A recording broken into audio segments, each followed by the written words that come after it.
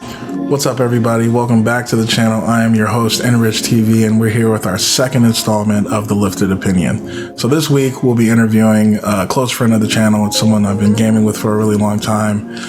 Really cool guy. We actually used to live right next to each other when I stayed in Los Angeles. His name is Myles, but he'll be posted as MOWZA, and he actually has his own production situation going on as he's a music producer and he's also a chef. So it'll be a really cool, interesting conversation. I hope you guys enjoy it. Without further ado, let's get into the episode.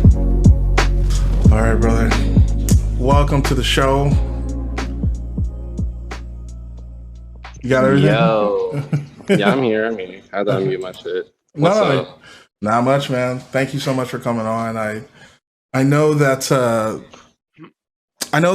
one of the things that you and I have talked about in the past before is just having like this interest in pot. I know that it's kind of difficult to always like pinpoint that moment where maybe you just thought about it or maybe someone mentioned it or whatever the case may have been.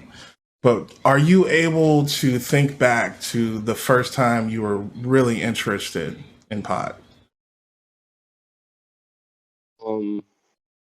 Well, I think like a lot of people, maybe it's an LA thing, but pot's like it's just a thing that's like in schools and shit. So everybody had that friend or knew the person that either sold pot, that smoked it, or could get it, or whatever.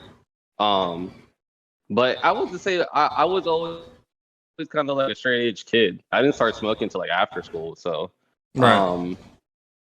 after I kind of like left high school, kind of been on my own, and I had a friend that was kind of the same way, kind of straight edge. My friend Eric, and he started smoking. So your best friend starts smoking. I'm out of high school, not really knowing what I want to do in life and shit like that. And I think that's where I got the interest in it. It took me a couple times to get high. Really? Yeah, it took me a couple times. Because I thought it was overrated for like the first two times. I'm like, yo, this shit is dumb. Yeah, That's like, funny. Like my throat's on fire. I can't breathe. Oh no. This don't feel good right now. Oh no. But I never smoked. I didn't smoke cigarettes. Like I said, I was straight edge. So Right. once I learned how to smoke properly, learn how to hold it and shit like that, I definitely started seeing the benefits to it, especially from a creative standpoint. Me and my friend at that time, like I said, we really didn't know what we wanted to do with life. We gamed a lot. And just being creative was kind of the focus, and this kind of still is. So that's kind of where like the same time I got my interest into marijuana and smoking pot was the same time I started music. So it's kind of synonymous in that, in that way. But yeah, I got interested in pot probably right after high school. A lot of people started in school. Yeah. So What about you? You started in school? yeah, actually. I the first time I actually got stoned was with my brother.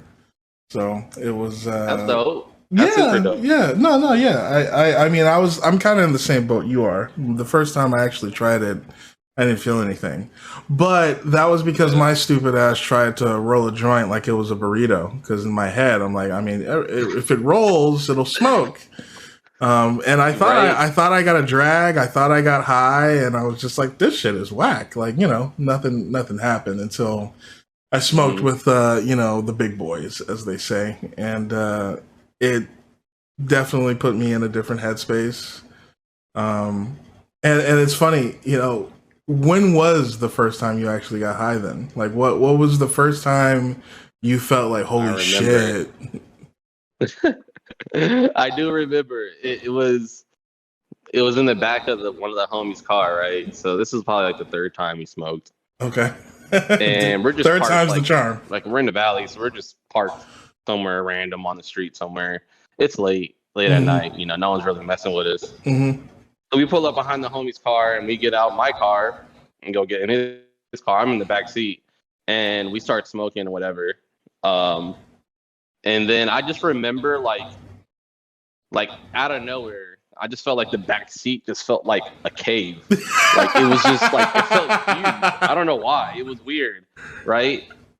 It was weird. I was like, oh shit, is this what this is? You know what I'm saying? I started getting that feeling, like the heightened like sensibilities and all that comes with it. It wasn't anxiety, you know.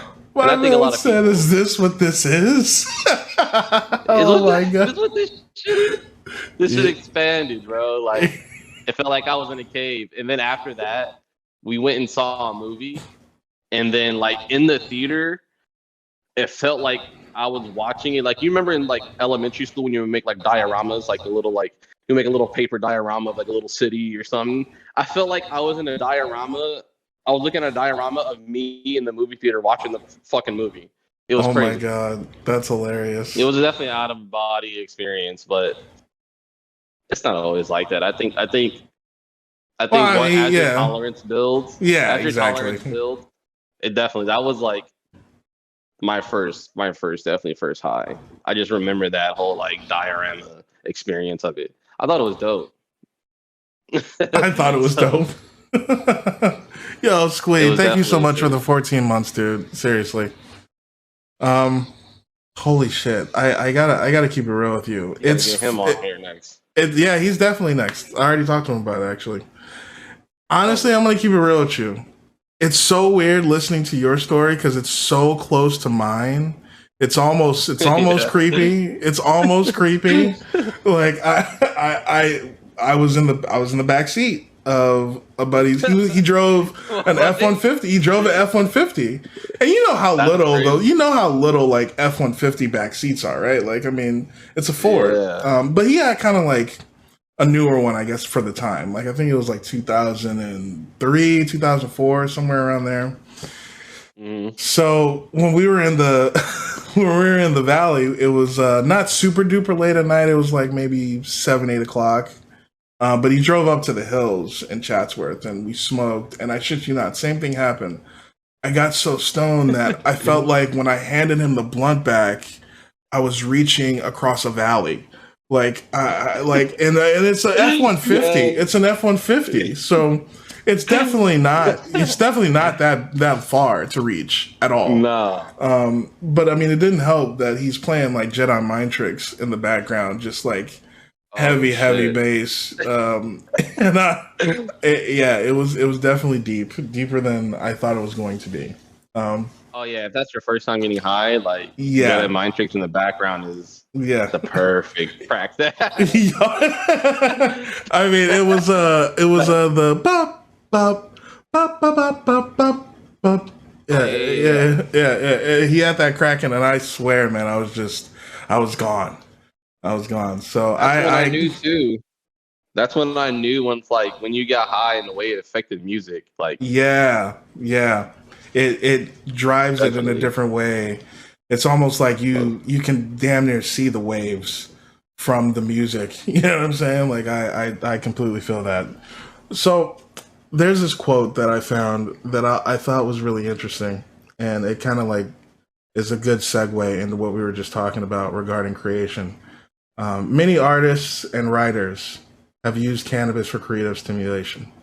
From the writers of the world's religious masterpieces to our most irreverent satirists. And this is Jack Herrera, the creator of the strain, kind of like giving his input on why it's important to creation to serve so many people.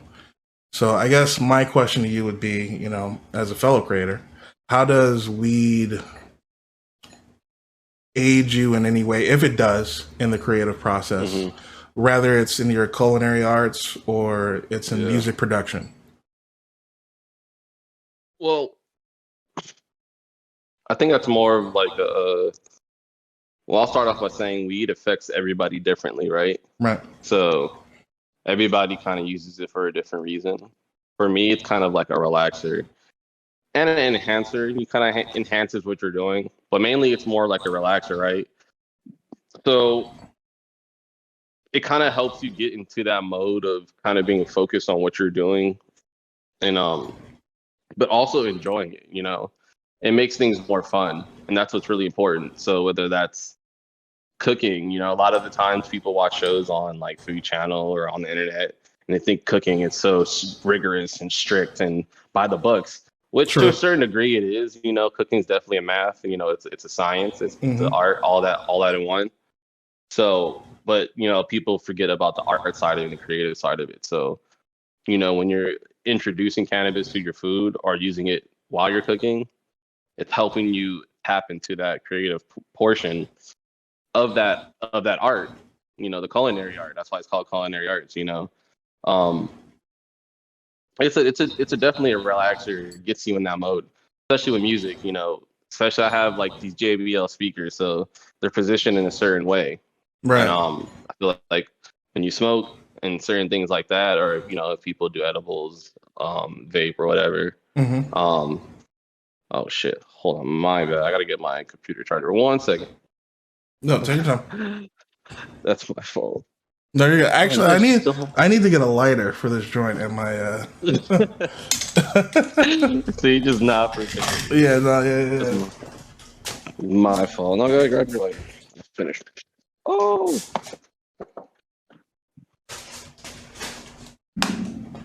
computer warned me.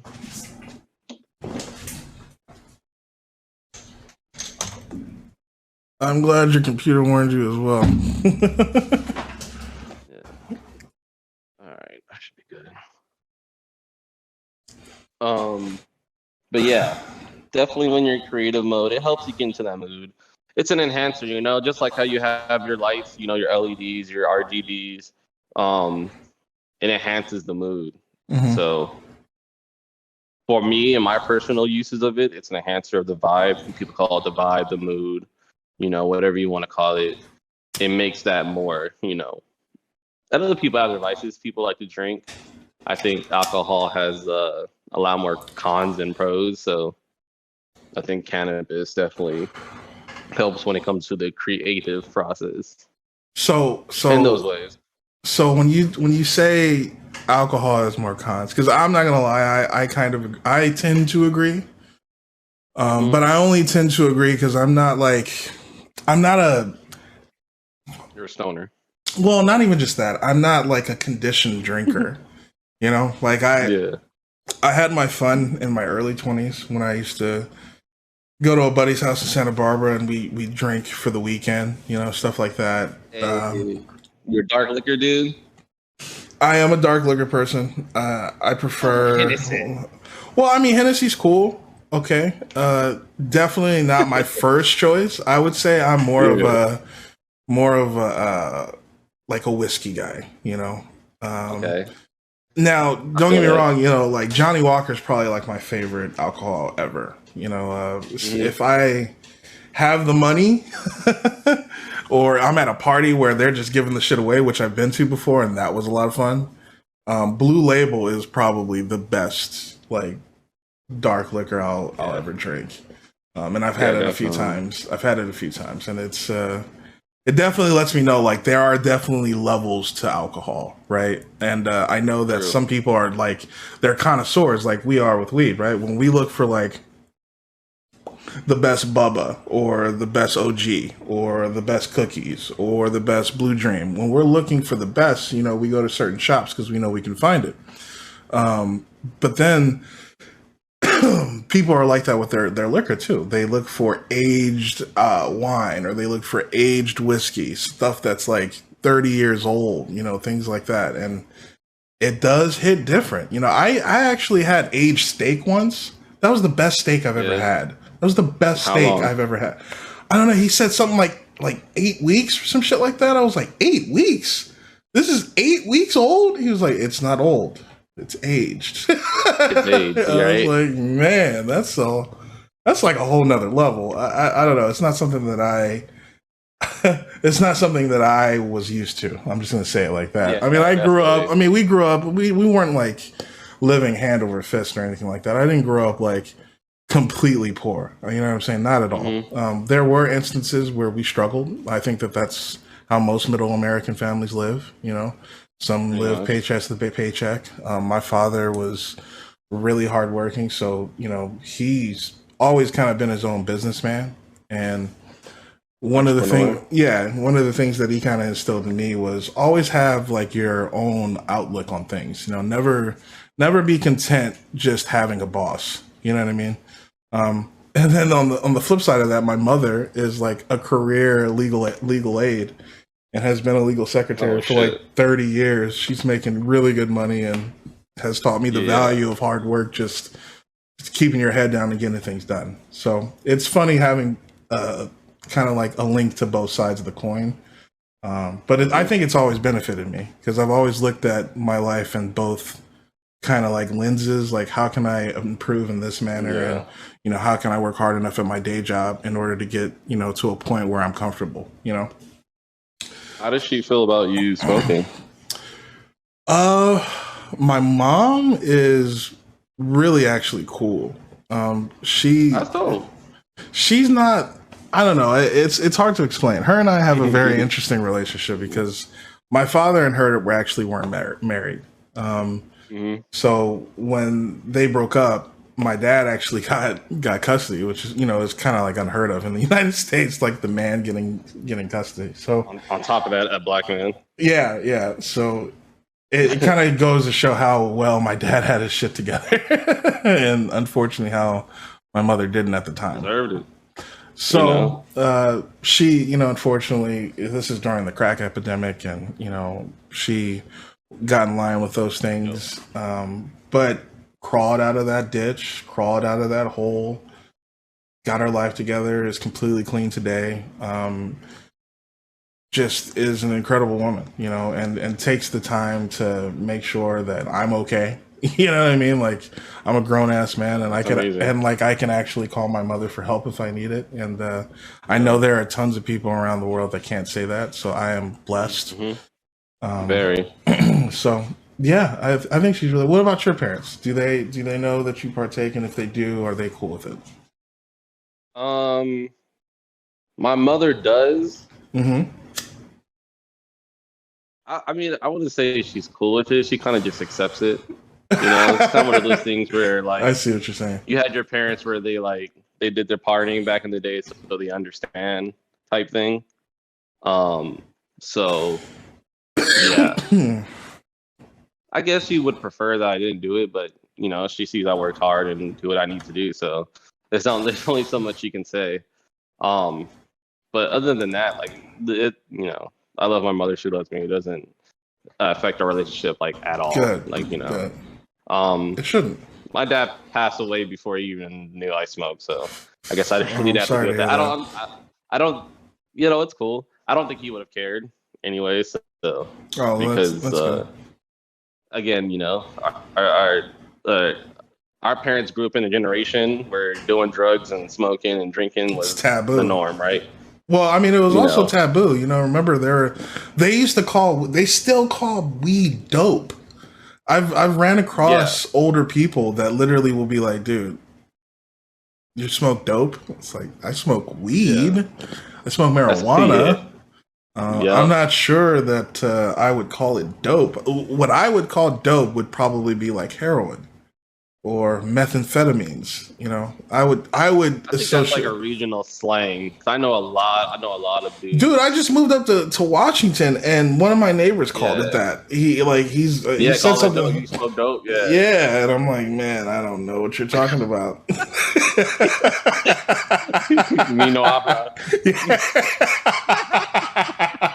You and I do not speak the same language, my friend. This is what we call here bud, and I am a pothead. You know? No, I do. Probably, but I also think that, you know, attributed to us growing up in LA, you know, it could be different if we grew up somewhere else, you know. That's true. Not every I mean, even though it only became legal recently, like, what was it, like the last 10 years or so? Less than that. Like 5 years? No, you're right. They decriminalized it like 5 or 6 years ago and made it completely legal like 3 or 4 years ago. So, I mean, it's one of those things, like, it's still kind of taboo. Because let's keep it real. As long as it's federally illegal, it's never going to really be looked at the same as like alcohol or prescription drugs, and that's kind of the problem, right? Because not enough people have these kinds of conversations with other people that are like I keep saying that we're valued portions of the society. We're consumers in a capitalist government, okay, and we work, we pay our bills, we consume. I mean, like again, we're the people that can continue the rate of this economy and this country. So I want to have those conversations as much as possible. I want people to start seeing that we need to normalize this. And I think that it's one of the most important things to normalize in today's age. One of, right? You know, I mean, there are conversations to be had about several other things, right? You know, race, you know, people that in the LGBTQ plus community, so on and so forth. There's plenty of other conversations to be had, but A lot of this it is crosses one. over too. Very true, but this is the one that I know that I can have comfortably and intelligently. So I'd like it to definitely change the stigmas that are still existing within our country about it. Like I just said, calling it dope, thinking that it robs you of your ambition, puts you in a place where you can't be creative because you're lazy. All you do is eat. You know, all these things. I just want to kind of like do away with them as much as I can, which actually is a good segue into my next question for you about, you know, the creation process. You know, it's funny. We always kind of think like, well, how does it help you create? Right. But also like once you've gotten that taste of the creation you can get from it, does it become a crutch? Like, does it become something that is a necessity for you to get into the right mindset, or does it just sometimes supplement it when it's necessary? You know what I mean? I wouldn't say it's a crutch. I wouldn't say it's necessary. Okay. Again, like I said, it's personal. Like everybody, it affects everybody differently. Everybody personally. You know what I'm saying? Like I wouldn't. A lot of people would consider me a heavy smoker. I don't, because I've seen heavy smokers. You know what I'm saying? Like Yeah. I would consider you smoke more than I do. You know, we smoke together. You know what I'm saying? But Right. so to me, it's like it's for me personally, it's an enhancer. So if I don't have it, I can create without it. But it definitely makes it more enjoyable and more fun when I do have it. I'll say that. You know, so a lot of the times when you got your own studio time, you got a couple hours, and you know, if the studio's cool with it, for sure, you definitely want to bring some through and have it in the studio. It definitely helps set the vibe, get the process going. It gets, like I said, it helps set that mood, especially if you were in a studio with like rappers or something and you're playing a beat. Okay. That can help them relax. You know, they're not thinking about what's going on outside in the world. You know, turn their phone off, set your phone down, boom, listen to the music. Exactly. Look at the lights, smoke something. You're in the mode. You're in the, you're in that space. So for me, in like how I use it creatively, that would be kind of the main reason I do that. You know, and I do use it more recreationally. You know, when I'm relaxing, playing games and stuff like that. Obviously, no. I mean, come on. I think that kind of goes without saying that it can enhance, you know, that particular pastime. Like, I don't know that I game ever when I'm sober, to be brutally honest. And it's not because I can't. It's just because I've grown to a point with gaming where I enjoy it more when I know I can kind of like relax whenever I want, you know? And it's hard to relax in tense situations for me when I'm not stoned. It's just I don't know. Maybe it's my anxiety. I think that's something that a lot of people probably don't talk about, is how it kind of curbs that for some people, or it can increase it. I have friends that have told me, "Hey, man, I had to stop smoking because I was dealing with a lot of things with a lot of different people, and it was adding to my anxiety. Just, you know, I got to talk to all these people all these days, and I just couldn't deal with that while I was high. It's like, no, I get it. I get it. So it's like you just said. It's like you just said. It affects everybody differently. That's why I am not a advocate of everybody should smoke, because I don't think it is for everybody.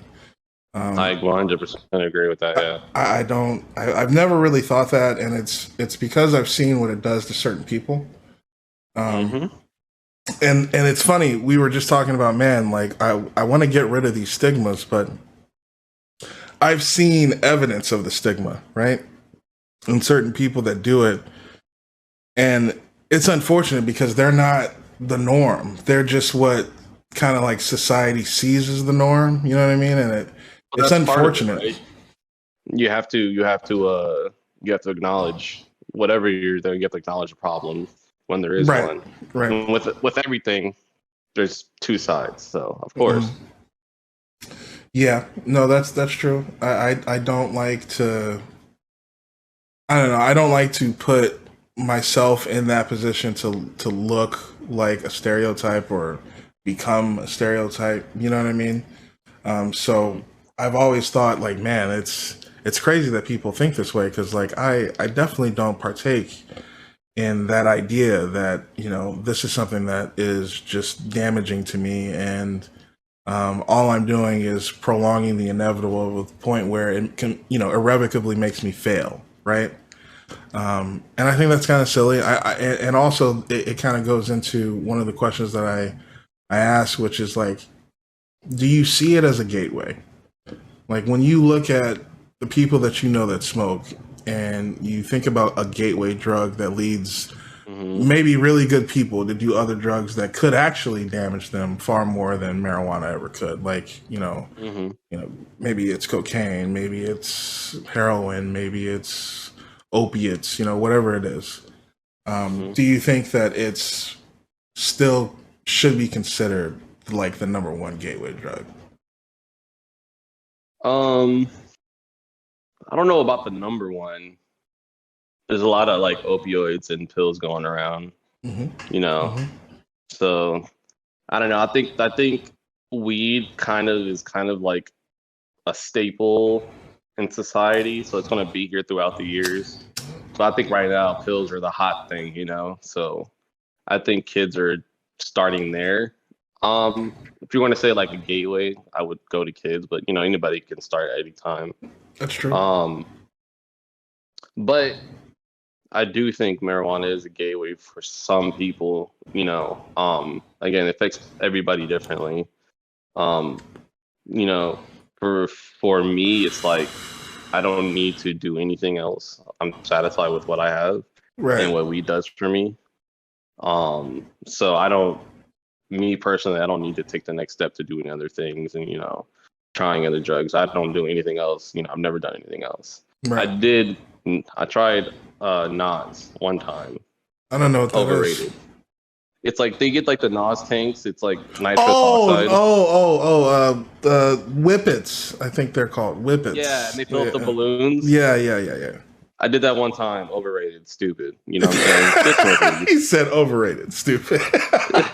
Just smoke weed, people. That's all you need to do. I feel you. At the same time, weed can definitely be a gateway for some people. I've seen it happen. I've seen people that never done drugs. They smoked weed, and the next week they're trying something else. Was it weed that got them there? Maybe. Right. Maybe it was the spark to get that addiction going. Who knows? You know. But I mean, they're always chasing like a heavier high kind of deal. Is what you mean? Yeah, I feel like a lot of those people, you can trace it back, and weed can probably be a lot of their first indulgences. You know, so again, it affects people differently. I'm pretty sure you've seen people evolve. Yeah. I mean, it's a slippery slope. It's a slippery slope. I mean,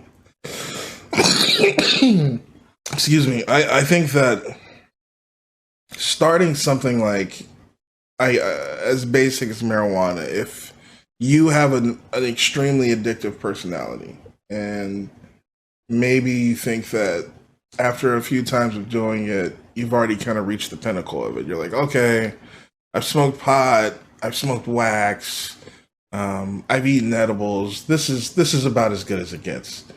Hmm. You could, look out and say, hey, is there something stronger than this?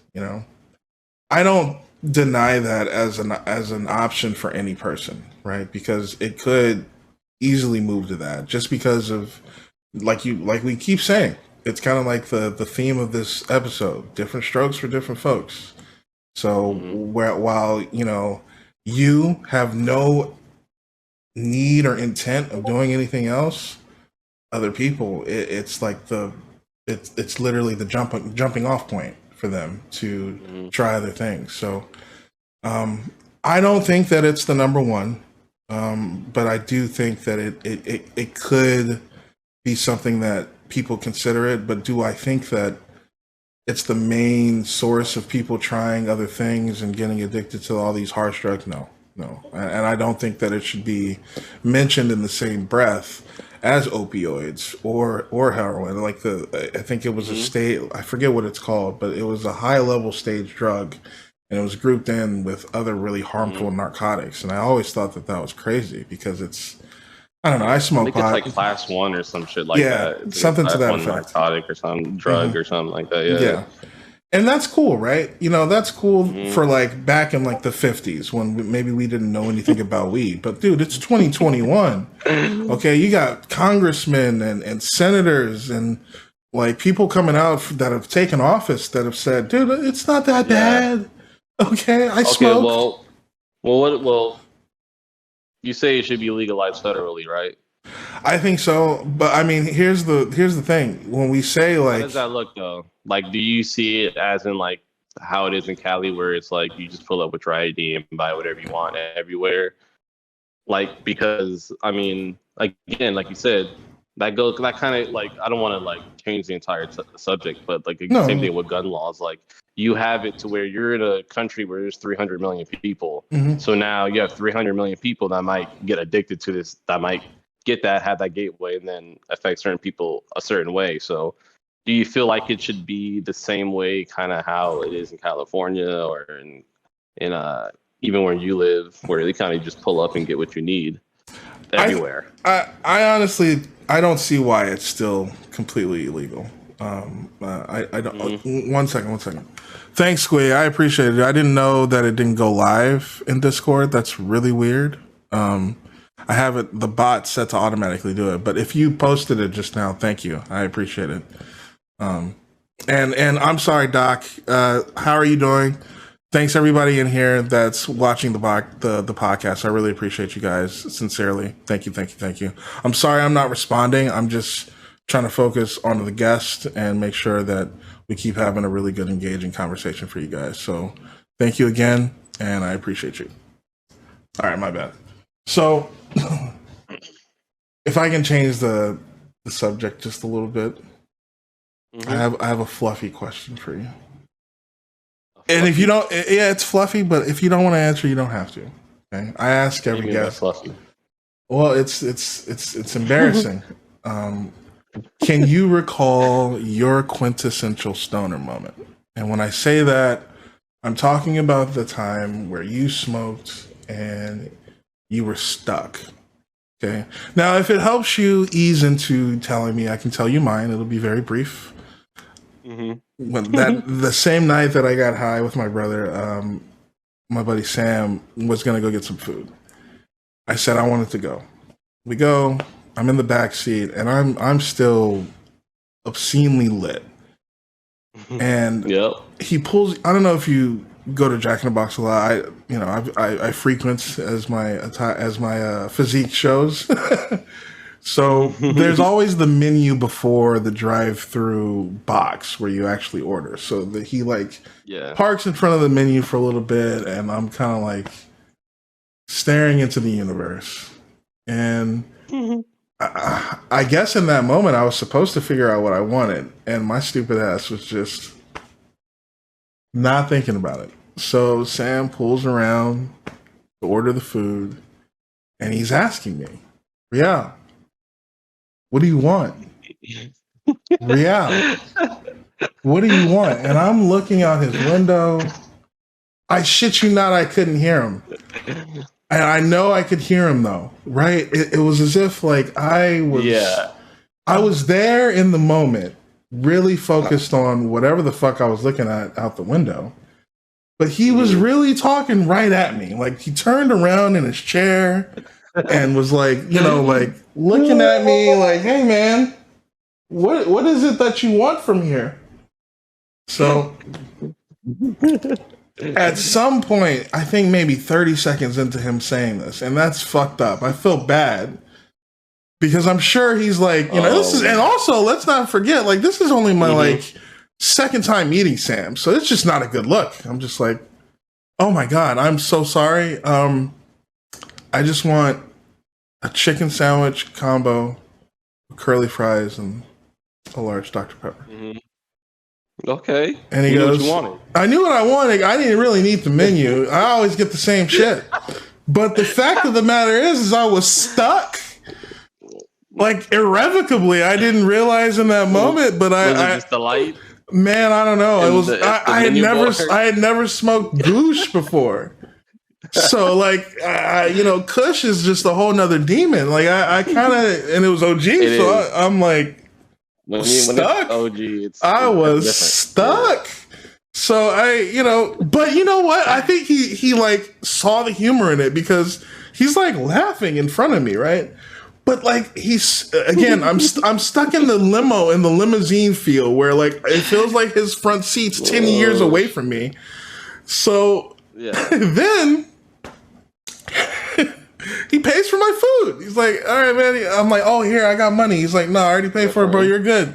Like, holy shit. So, got stuck. My first time. So, can you recall yours? I don't recall myself personally getting stuck like that. Really? I do have a story of somebody else getting stuck around me that was pretty funny. I thought was pretty, like, I was high at the moment, so I was like, I wouldn't say I was like stuck adjacent. I wasn't actually stuck myself, but you were stuck the person adjacent. being stuck made me stuck. So it was a coworker, right? And we went over to McDonald's just to get some drinks. I just got him to get some soda or whatever. Just smoked before in the homie's car, you know, right? You got a hot box to whip. Out of here. That was like the best way to get high back in the day. If you had a homie that had a car that didn't give a fuck about the smell. You know how people used to be like that, like, nah, son, we can't smoke in my car, bro. Like, nah, I had a homie, I had a homie like that too. The homeboy Anthony at work. I'll never forget Anthony, man. That nigga was cool. He used to say, hey, if you got the smoke, I got the spot. Hey, that's what, you know what I'm saying? That's what you get a car, right? Yeah, real talk. As a smoker. Yeah. Back then, right? Oh, yeah. But yeah, we went over to McDonald's to get some drinks. Okay. And the reason why I say I was stuck adjacent was because he was stuck. Right. He went to get the soda, and I guess like as the soda was filling up, homeboy like dipped out into the next dimension, and like the soda kept filling up. Oh no! And so it filled up, right? And there was ice, so there was ice in the machine already, so the soda wasn't like falling directly down. So the whole little ice tray thing started filling up with soda, and it spilled over, right? Oh no! And it hit the counter, and then it hit the floor, right? And then it hit his shoes. And the reason why I say I was stuck adjacent, because I saw this happening. And you did nothing? I just laughed, bro. I did nothing.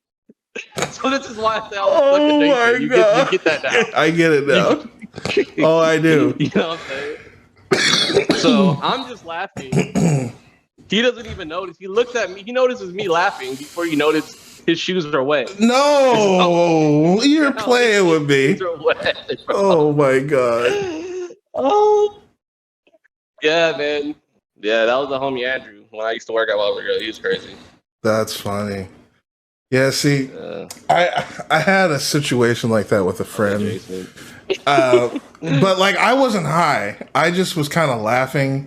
See, it's funny. I have like one of my oldest friends. It's my boy Marcel.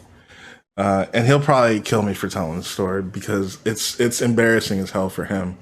But it's even more embarrassing. It's even more embarrassing for me because I am completely different now. And like I always credit him for being my friend after I said this stupid shit to him, and I'm gonna say it. Thank you, Marcel, for still paying my friend after saying this dumb shit. Shout out, Marcel. Shout out. Shout out to him for accepting my silly ass. So when he was gonna go smoke, before I even thought about even trying bud, I said, "You're gonna go do drugs?" I'm not lying. No, I was like 13. I was like that. I was like 13, 14 years old. And he's with like, the whole shock and everything. Dude, we're skating. Like we're having a great day. We were going to different spots. It was a vibe. And then out of nowhere, we're at McDonald's, and he's like, "Yo, man, I'm gonna dip off with my cousin and his friends. We're gonna smoke really quick. You want to come?" I was like, "You're gonna go do drugs?"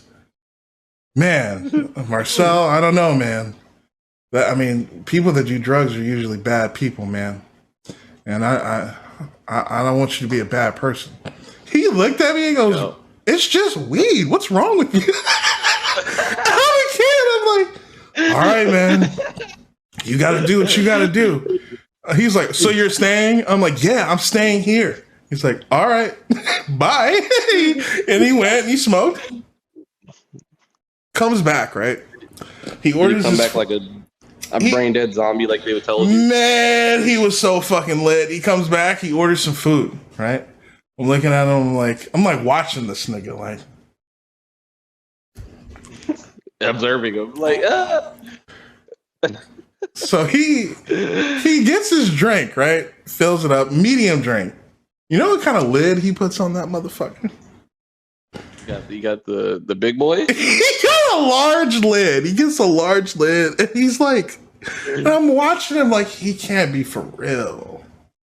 Is he for real? So then he it doesn't stay on right. He kind of just goes and picks it up and goes over and sits down. I'm like, bruh, you're not going to get a medium lid for that medium drink? And he looks at me. And he like looks down at the drink, and he's like, "Nah." I was like, "All right, too cool."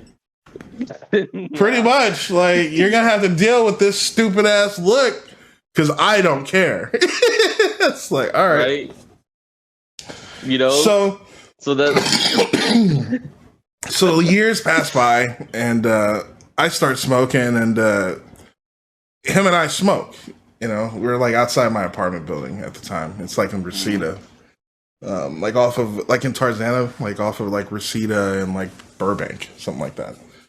So I roll up a blunt in the grape swisher, which was the age-old favorite back in the day, and we're smoking. We used to smoke with swishers, and then he like kind of looks at me and he's like, "Man, I'll never forget the time I went to." I was like, "I know, man. I'm sorry." And like as soon as he like mentioned it, I knew, and I was like, "Look, man, I'm sorry. You were right.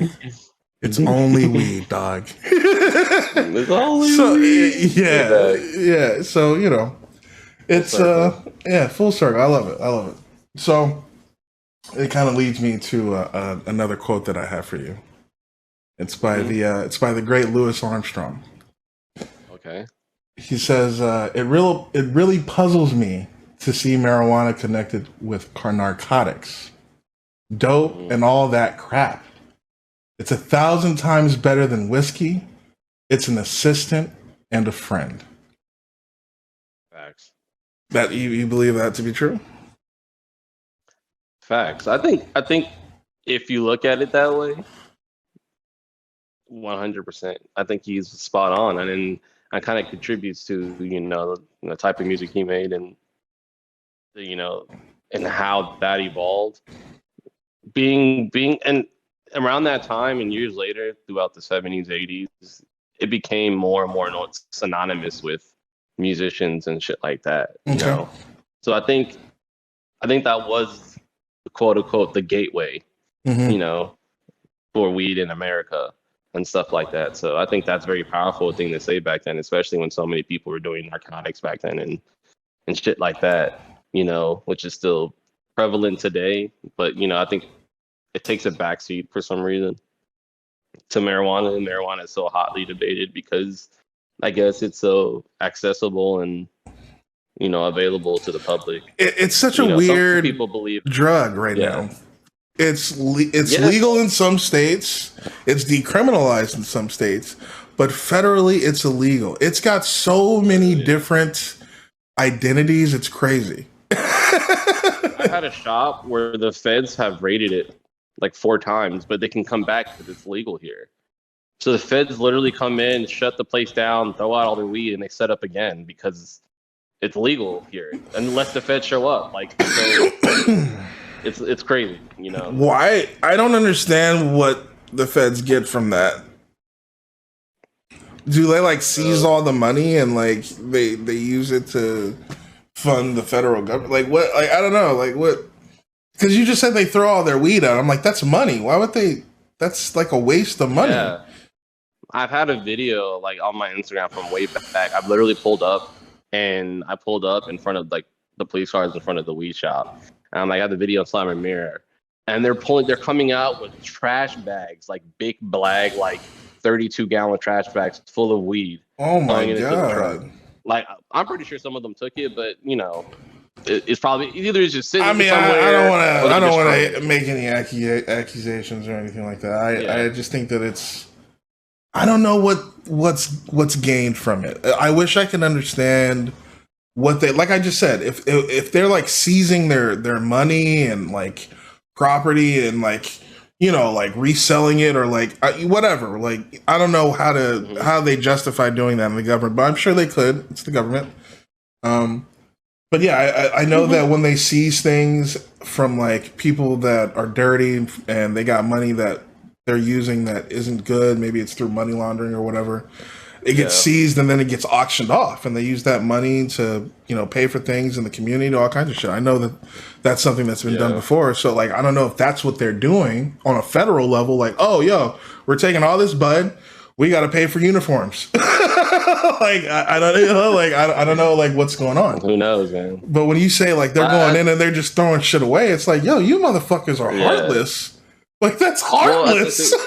Well, you have to think about it like, also you have to think about it like we live in a place where like we have to think about it. We have the war on drugs. So there is like whole like task force and shit sitting around waiting to do shit, and taxpayer money's going in. Like when those dudes go and raid that shop, that's our taxpayer money going in. That's true. So it's like, this money's going there. They have to do something. That's kind of the issue with like, you know, that's a different conversation. But with like police and stuff, where they're, you know, messing with these people on really petty shit, it's because they're on the job. They need to do shit. They need to go and do something. You know, one person robs, someone calls the police on one person. 4 police cars show up with 16 people. Like, what the fuck are y'all doing? Go do something else. You know what I'm saying? But like, that's what they're here for. Like, they're going to go raid the shop because that's what they need to do. You know what I'm saying? They have nothing else to do. You know what I'm saying? That goes to a whole other issue of how we fund shit, and maybe we should fund shit differently. But they're gonna go raid it because we're the weed task force. We have to go raid it every week, you know? I mean, but you're gonna have people that, especially when you're trying to get it like fully legalized, right, across the entire country, like on a level where the government can just start taxing it. Like, all right, fuck it, like we'll just start taxing this shit federally. We'll get some kickback for it. You know, but, you know, you're going to have people that cite things like how marijuana use directly affects your brain and brain function and your ability to have a response for memory, your attention, your learning, decision-making, coordination, emotions, your reaction to time, or your reaction time, I should say. So when people talk about this, and, you know, this is shit directly from the CDC. You know, this is reliable sourcing telling people, hey, this shit's can be kind of dangerous for you if you take advantage of it in the wrong way. So everyone needs to be cognizant, and this is why I keep saying it, and this is why a lot of people get to a point. With alcohol. Yeah, I was just about, dude. You already know where my brain's going. I get to a point where I think about how you have people in Alcoholic Anonymous that have gone too far with alcohol and now they have to be sober. Mm-hmm. And people are being applauded for being 10, 15 years sober and not getting a taste again. When you drink, you can tell when someone's alcoholic because they call that shit the taste. Okay, like that. I know. Like I've known people that are alcoholics. I've had some in my family. Yeah, it's yeah. When you hear like I just need a taste, and they're talking about a drink of liquor, you know they've got it bad, and it's next unfortunate. Level. Yeah, that's next level shit. Because that's how drug addicts talk about drugs, like hard drugs. Yeah. When like a heroin addict will say, "Man, I just need a taste, bro. Just $10.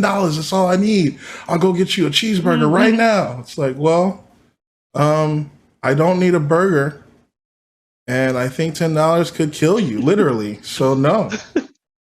That's all it takes, right? Right?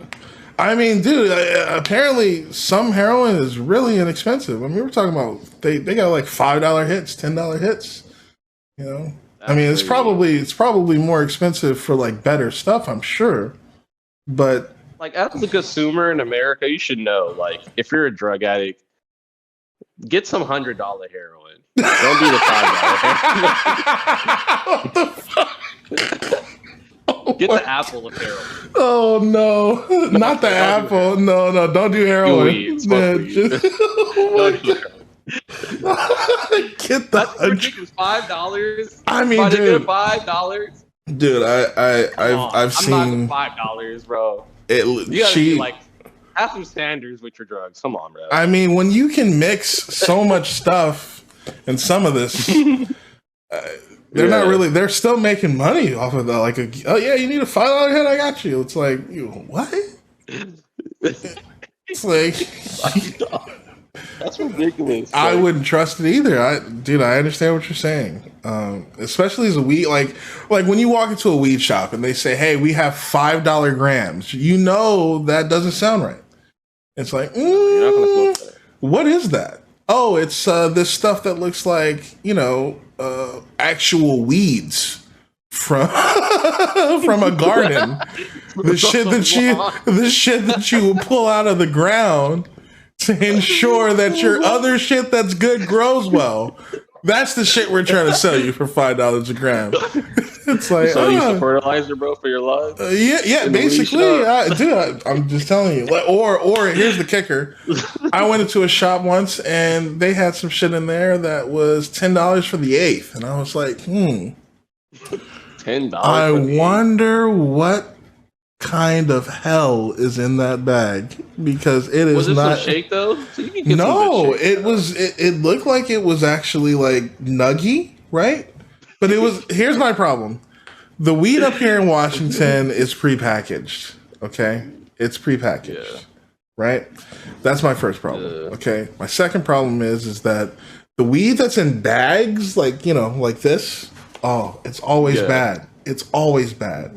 It's never good. It's never moist. It's just bad. So you have to make sure it's in a nice jar. Okay, and there are a lot of good growers that spend the moolah on some nice jars. So when you see like certain, like this company Taurus, they've got a beautiful jar. It's got like that kind of like cork, like a wine glass to open it and close it. It's like, oh man, yeah, that's clean. Oh, okay, that's dope.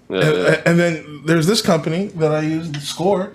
They've got like the kind of like the how do I explain it? Like the child lock, like the child lock caps. So you gotta like put yeah. So I'm like, oh, okay, yo, watching out for the kitties. I can always appreciate that. So I don't know. Come with the little what's it, like the little packet for the little moisture packet. Some weed comes with that too. You're right. I just bought some that I actually did recently. Again, some of it. Sometimes I get lucky up here, but for the most part, Most of these brands up here are, they leave a little bit to be desired. I miss the OG from Cali. I cannot lie. Which is weird. You're close to North Cal, right? Dude, it's not legal to drive bud from state to state. True. Unfortunately, yeah.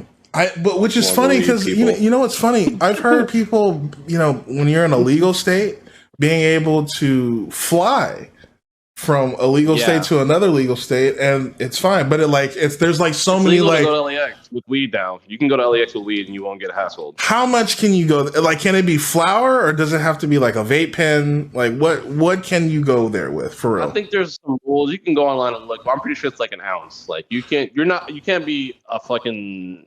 You can't be a shop, like moving shop. I'm gonna just bring my inventory. Right, I'm like, carry on. Like, I got a pound in my backpack. Like, nah, No. bro. This is But not if what you we have like a little meant. jar, like an ounce or a little bag, so I can probably come fly out to you and bring you some. But as someone that lives there and you drive over and you would be smuggling, and that would be Yeah, exactly. Like, that's why I don't do stuff like that. I just try to look for the best growers up here. And the funny part is like it turns you into a weed snob. Because now, like, if I see anything that's like less than $47, I'm like, yo, that's probably trash, bro. Like, which is I know. Yeah. Oh god. So like, I'm right there too. if I'm not spending like $50 on the eighth, then it's probably garbage. It's like, damn, I'm that guy now. In LA, you get a bomb eighth for $35. $35, you're good. There's a difference. There's a difference in taxing up here that's outrageous. So up here, the tax rate is like over 35% for marijuana. In like California, I think it's like 12 or 15. So like, think about it, that's like twice the amount. It's like over double the amount of like the next most expensive states. It's really crazy. So, like on a floor, you said 47 for the eighth, or 40 Yeah, for the eighth. so that should be like 32 or something, 36. It should be like $36, but it's 47 because of taxes. Damn, almost $12. Yeah, it's $12. It's outrageous. It's it's taking And every some time you buy it, $12, 24, 36, 48. Mm-hmm. So about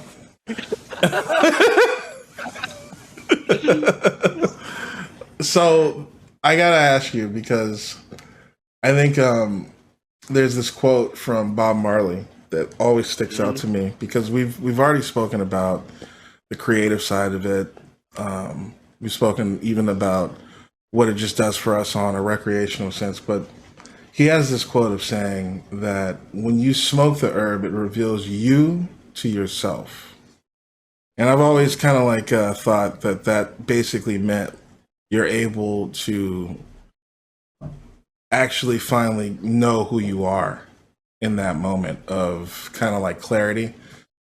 That some people get, some people don't get clarity from marijuana. It gives them anxiety, so not everyone is going to have that sense, but the people that are able to partake at like kind of like a high degree and kind of push past the limits of their tolerance and kind of hit that phase of, okay, yeah, this is kind of who I am. Is that something that you think you see in it at all? Like, do you feel like there's a spiritual side to smoking marijuana, or do you just kind of feel like it's what I do? It's kind of just what I do on the side. It's something that I do to advance the situation a little bit more, or enhance the situation a little bit more, or put myself in a mind state that allows me to create on a different level that perhaps I wouldn't be able to if I was sober. Yeah. I think a reason a lot of people that do smoke, that do get anxiety, is because weed makes you hyper focused, right? Would you agree? Yeah, it does. It gives me that sense of focus when I need it to.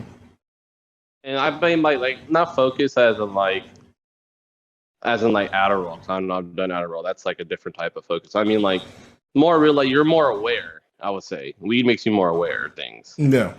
Um, so that applies to everything. Where it's either being something like bad in your life, something good in your life, something you're experiencing. So like, if I'm doing like when I would work, I wouldn't smoke and go to work because we wouldn't make that experience better for me. It would make it worse. Right. So it's that would enhance my anxiety in that situation because it's a situation where I'm already feeling that anxiety instead of feeling something else, you know. And it made me more aware of stuff that's bullshit that's happening in this space. Again, some people can do that. I know you probably know people that go to work high as fuck and just can do anything they want to do and be fine. It's a different profession than people that I know. You know, like they just do customer service. You know, they're sitting at a desk. You know, they're not really they're not on their feet. True. You know, so it's not the same. Like for you, yeah, I get it. You know, you're on your feet, having to deal with constant changing in the atmosphere. You could be chilling, just doing some prep, and then 16 people walk in, and they're all hungry as fuck, and they all want some weird shit. They don't just want what's on the menu. This guy wants his shit like medium because if it's any higher, well done than that, it'll fuck with his teeth, and then he'll sue y'all. Like, make sure you don't put avocado in it. If I see even a hint of green, I'll sue y'all because I'm allergic. You know, like, so, you know, you have to deal with so many rotating parts that, I don't blame you for wanting to be sober and that other kind of focused, right? Because, I mean, we just talked about how weed can give you focus, but there is a focus that I think everybody has when they're sober. Now, if everybody taps into it, that's up to them, right? Not everybody does, and that's why people need exterior forces, right? Maybe it's bud, maybe you actually have ADHD and you have to take Adderall, you know, whatever the case is. Yeah, I know, and it's also a situation where that's why I see the benefits of weed, where it's like I don't do it all the time. So like, say I won't smoke while I'm working, but as soon as I'm off, the homie's smoking in the car, and we'll hop in the car before I go home and smoke. Right. You know what I'm saying? I'm already relaxing. I'm already chilling. You know, I'm already, you know, doing whatever I got to do for the rest of the day. You know what I'm saying? But it definitely makes you more aware of certain situations that you're in, the moments you're in. Like, I guess from music, you know, you might, you know, play with certain instruments or certain synths and shit like that, and you might hear it sober, and you might hear it and think of something different. You know what I'm saying? Just how like when everybody hears something or sees something, everybody's brain interprets it differently. Yeah. But also when you smoke weed, you also get another interpretation of that. You know, from the influence of marijuana being the hyper focus, hyper awareness, the relaxation, all the effects that are part of it. You know, now you're getting a different interpretation of whatever you're doing. So that's why I'm saying, like, it's good to make music when you're high and not high, because it's not better or worse. It's different. You know what I'm saying? Absolutely. You know what I'm saying? It's like different tapping into a different brain, kind of, for the creative process. Yeah, just it's almost like having a secondary perspective that you can tap into, which is probably really useful for music. You know, it's like being able to create like an original and a remix at the same time. Yeah, definitely, and I feel like I kind of want to talk about the gaming aspect we used to partake in. I kind of feel like I wish I didn't smoke as much when we were playing Gears of War and being really competitive with it. I kind of wish I was more Calm sober down. for those moments. Yeah. Because I feel like at the same time of it, maybe it was making me too relaxed and stuff like that, when I needed to be more on point and shit like that, you know? Yeah. So, you know, that's how you evolve as a smoker, as a stoner, you know, knowing yourself and how to smoke, when to smoke, and what it's useful for and when it's not useful. You know. I 100% agree. Yeah, there were probably some. I mean, when I went to, it's funny you say that because when I went to Atlantic City, I couldn't smoke, so I was. I remember I was just so nervous. I wasn't playing, but it was my job to shout out call outs wherever I could. And yeah, I don't know. I kind of wish I had something. Could have. Yeah, just because I needed to be calm, especially for them, because there are moments where they were getting, hype when maybe we should have been relaxed. True. And, I just didn't have a good read on the situation because, again, this is my first event. So after I got rid of the jitters in the first round, I think I did much better in the second and third round. But then we lost in the fourth round just because we ended up going against the pro team to get out of the open bracket. Yeah. And if we would have beaten them, we would have gotten out, which would have been great. We would have made it to main stage. But yeah, we got unlucky. I mean, when you get later in the brackets, it's only inevitable you're going to hit one of the pro teams that was in the open bracket as well. It just sucks because we hit two. We hit one. Yeah, that's how we got knocked down in losers. We hit the first team we played was a pro team. And I'm like, oh. Damn.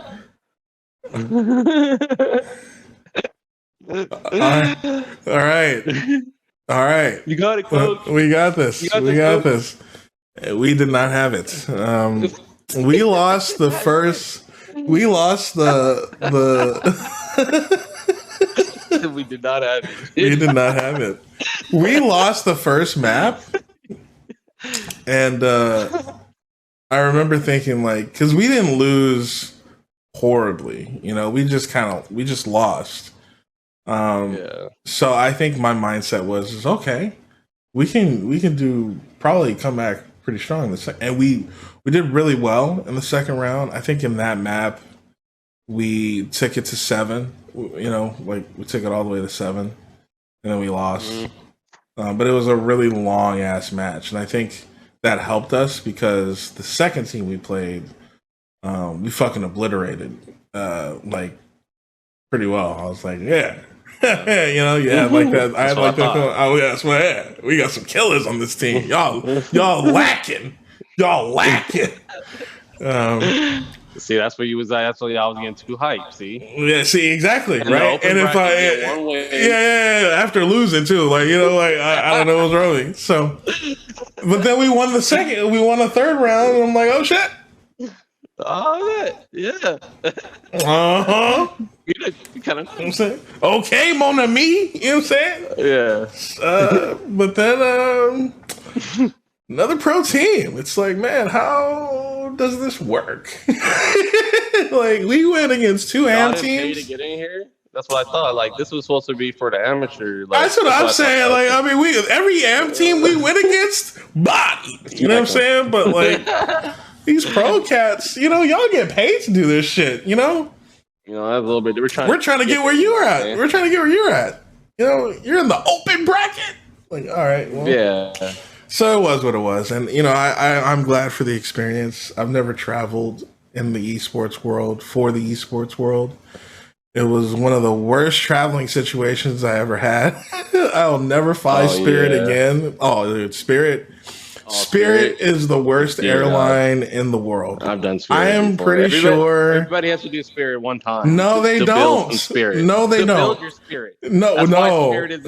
You mean to break your spirit? No. Spirit is to harden your will. No. It is spirit. No, never. If we can take anything away from this episode, everyone, endorsement. No Spirit. Never ever fly Spirit. Fly Southwest. Alaskan. All these are good. Okay. JetBlue. Oh man, if you can afford it, JetBlue, God tier. Okay. Okay. Continental even. I flew Continental to Chicago and not bad. Not bad. I did Southwest. Southwest was cool. Southwest has deals too. I think that they're flying people shit like all up the West Coast for like $50. Like if you flew from like let's say here to there, it'd be like $50, you know, which is an incredible deal. Yeah.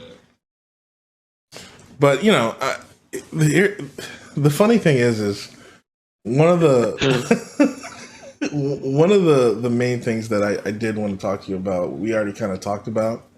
So I think I'm just going to ask you another fluff question.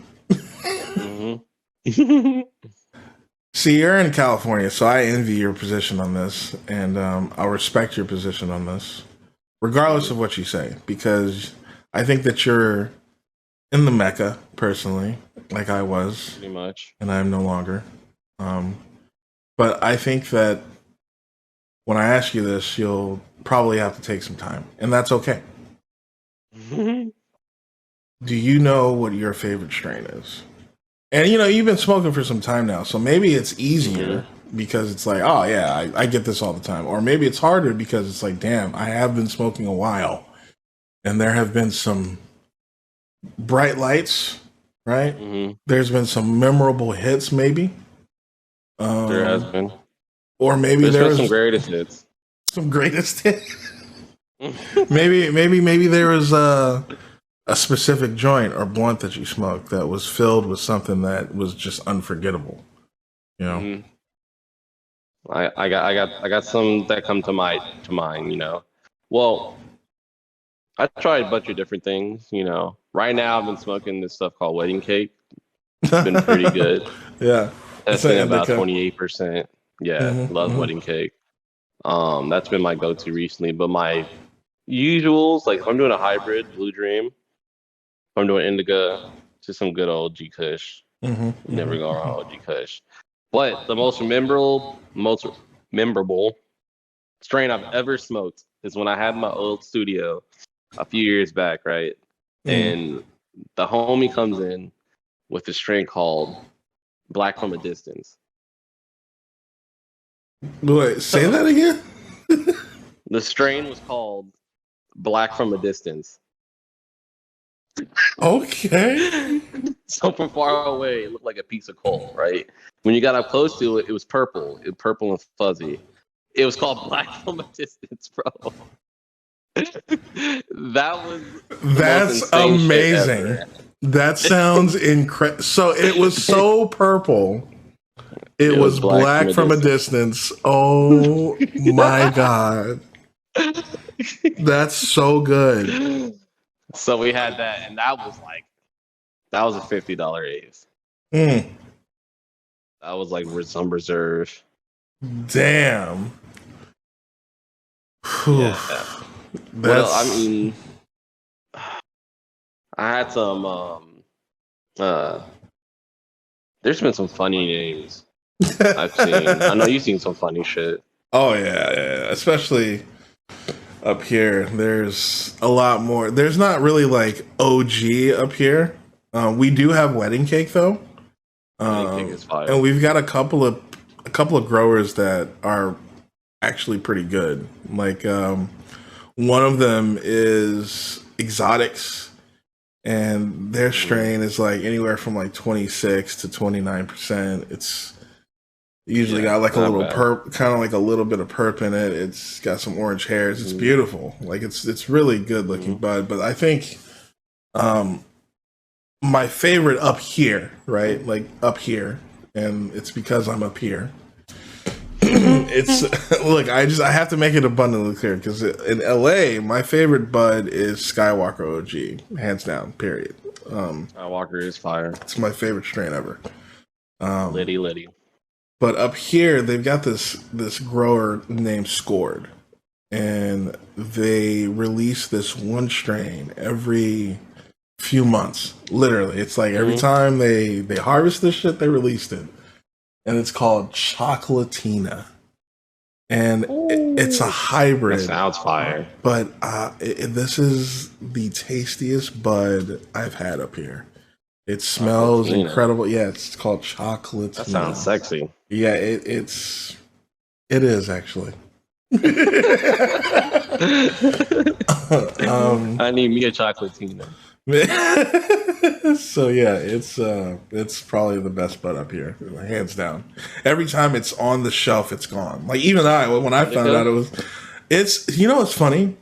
So the shop has it mistakenly listed as a sativa, but it's actually a sativa dominant hybrid. It's like 60-40, which is not my norm, right? I'm not a sativa guy, but this it doesn't hit like a sativa at all. Like I get the same like feeling of like maybe smoking a blunt of OG when I do like just a hit of this, So it's really potent for it to be any kind of a sativa dominant, which is awesome. But like the structure of the buds and like the frost and the trichomes, just like the little orange hair coloring in there, man, yeah. Looking at this shit like through a glass is a lot of fun. When did you like?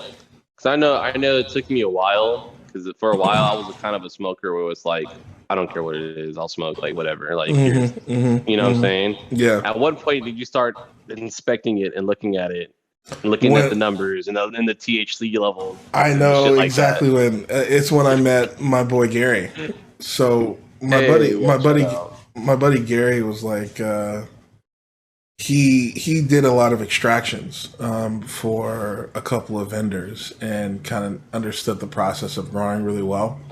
So when he would go get bud, like the way he would diagnose everything, it taught me so much because I just didn't realize like there are things like the smell of weed, like smelling certain chemicals that come off of it, and not being fooled by like that fake shit, like learning that there are certain things you should feeling the structure of the actual nug, because in Cali you can actually feel that shit before you buy it, and seeing it and understanding it, knowing like, okay, that's dense, that's going to be nice, that's good, like if it's too fluffy, if it's too this, you don't want it, like, and I'm just like, holy shit.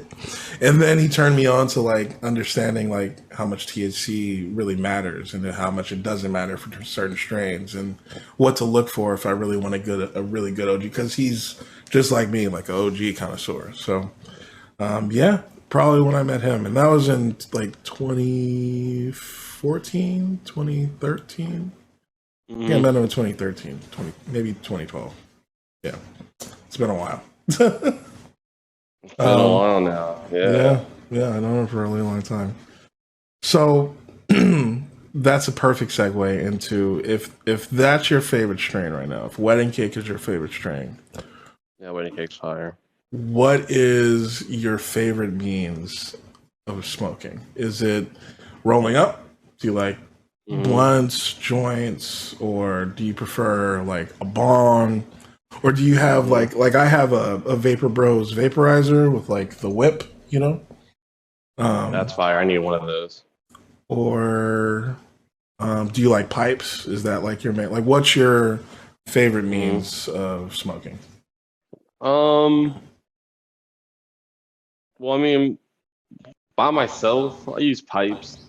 Love pipes, bongs, bubblers, and shit like that. But I also smoke a lot socially, you know what I'm saying? So, and I have friends from all over, so and I got some friends that, from the East Coast, from New York, they smoke a spliff, they get the joint paper and they put the weed in there and they roll it up. So that's one way I smoke it. A lot of people in LA, they smoke, blunt, Swisher wraps or whatever. Or you get you can get Fronto leaf. A lot of people smoke blunts like that. So like, it depends what setting I'm in. But I also used to vape a lot too. Vape pen. Oh, okay. One of my favorites. Thanks for the biddies, heavy hitters, man. I appreciate you. Familiar with that brand? Raw What's Garden it called? is like Raw Garden. Oh yeah. Raw Garden. That will get you stuck. Get Really? you a Raw Garden cartridge. Yes. I don't know if they sell those up here. Up here, the big thing, I gotta find it too, because I think I lost that damn thing, which is pretty bad because it was pretty expensive. But it's this. Yeah, It's heavy. called Technique. This is like the big brand up here of vape pens. Okay. They like You got the Technique. That's what it's called. That's why I went in and the lady was trying to explain to me that like these cartridges are so high level that they need their own battery. So like I had to buy a completely separate battery just to be able to use the cartridge because it's supposed to hit you like a truck. Yeah. So when I hit it, I got hit by a truck. Like a truck. I was like, oh shit, she's not lying. Oh, so it's a real deal. Yeah, she's not lying. So I'll probably have to buy another one because I think I lost it like a dumbass. I don't know. I'm pretty sure it's in my car, but I might have lost it like a dumbass. Yeah. You still smoke wax? So I take breaks from wax, just because you were on that heavy. For when I first moved up here, that was what I was trying to do. I was trying to work for a weed company, and that's right, yeah. And that was a part of the job. Like, was kind of like they sold wax, and it was cool because like I got discounts at all the weed shops in the area. I think that's all I really have for you. Is there anything that you want to say in closing? Any shout outs you want to make? Social media, anything like that?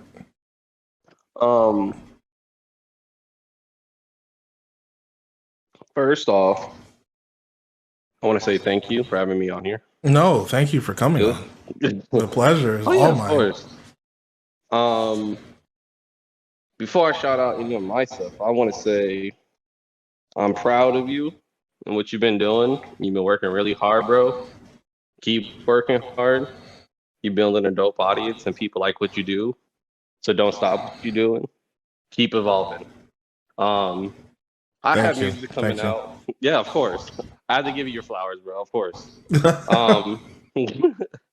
I got music coming out soon. Reincarnated as a Slime is an album I self-produced. Oh wow. Engineered with my boy Book Stone.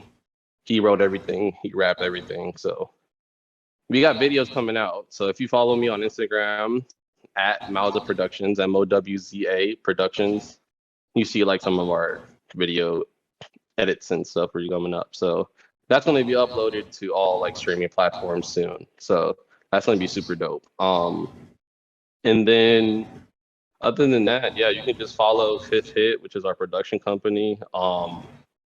You worked with our boy Matt. That's part of Fifth Hit. He's on the graphics on here. Made the dope, one of the best logos I think on Twitch. Just saying. Yeah, straight up. Shout out to Matt. Shout out to King. I appreciate shout out you. to King Squeege, my boy Matt, other Fifth Hit. Other than that, I think we're good, though. This was dope. Thank you for having me, bro. Yeah, man. No, for real. It's always a pleasure, dude. And I'm gonna be doing this every week. I think I have Matt coming on next week for sure. So then after that, I'm gonna talk to my homie Danny, see if he wants to come on, because I think that'll be a really good interview as well. So thanks again. I'm gonna go ahead and get out of here. Yo, let's get on some Halo later. Hopefully they fixed the servers so they're actually working. Maybe they switched to Big Team Battle. I saw that was added on there. So there's a new map and everything. Yep. So we'll check it out. I'm definitely down. So hit me up. For sure. We should be on Twitch. Are you gonna be streaming it? Yeah, I'm definitely gonna stream it this weekend for sure. Oh, see you then, bro. All right, brother. Peace out, dude. All right, everyone, that's it for the episode. I hope everybody enjoyed it and enjoys what we're putting together here on the channel. We're going to be doing the Lifted Opinion podcast every week, so look out for the new posts. Keep the bell and notification icons on in case you want to be notified of the next time we post an episode.